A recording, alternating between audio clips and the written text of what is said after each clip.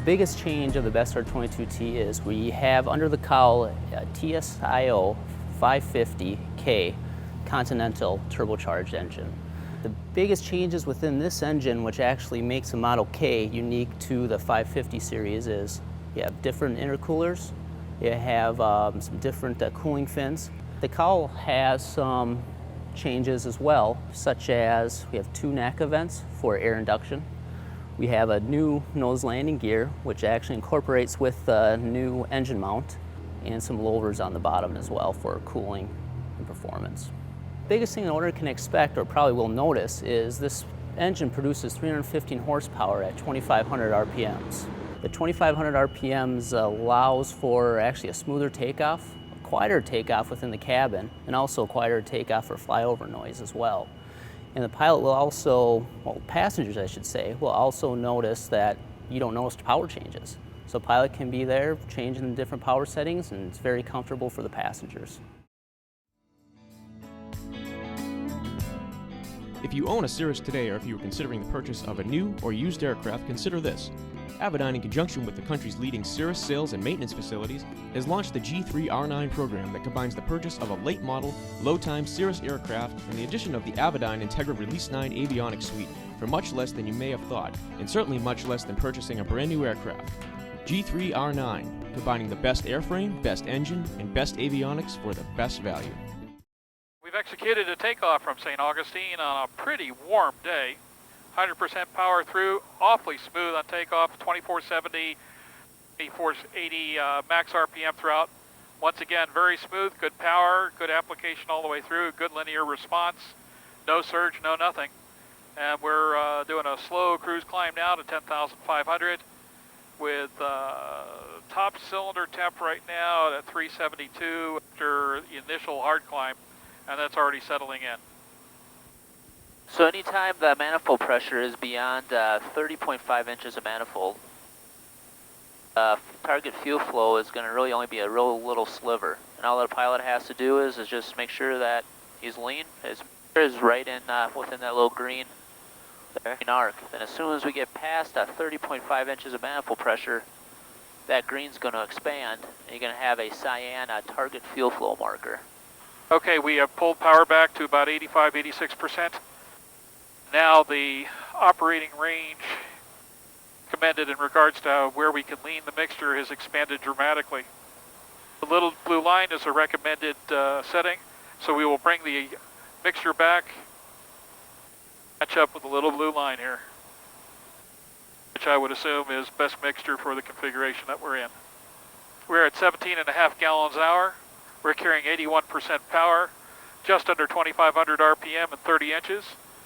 And currently doing a true of 186 knots at 10,500 feet. And God, is this thing smooth.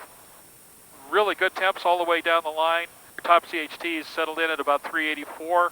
It's a lower compression engine, so we've been told to expect slightly higher temps from what we've experienced with the conventional, or the heretofore conventional turbo.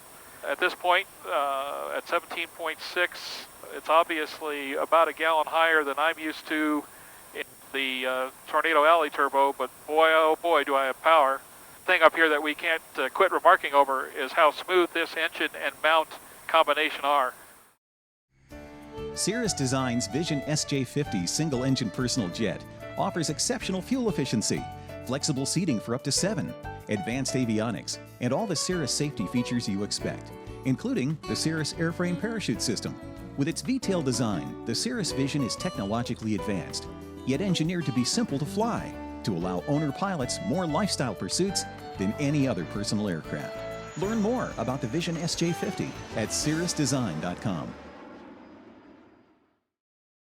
So there you have it, St. Augustine, Florida to what used to be Vandenberg and is now Tampa Exec outside of Tampa, Florida. A little bit over an hour in the air all told, 10,500 foot climb from St. Augustine on a 95-degree plus day. Saw an easy 800 to 900 feet per minute at 135 knots in the climb.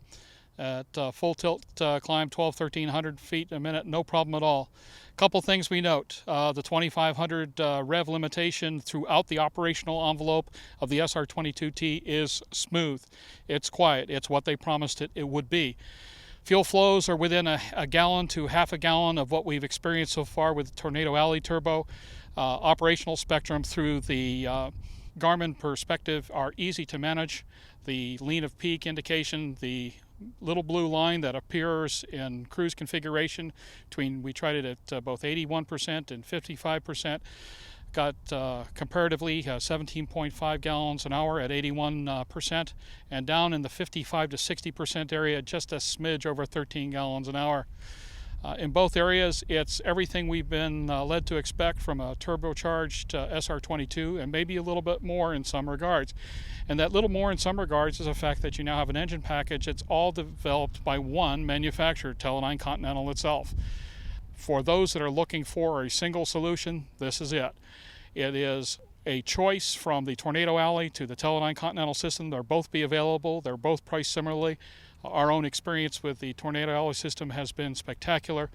Then again, we're looking forward to seeing how an all Teledyne solution works out once we get some time in grade. Overall, initial impressions, very smooth, very predictable, lots of power.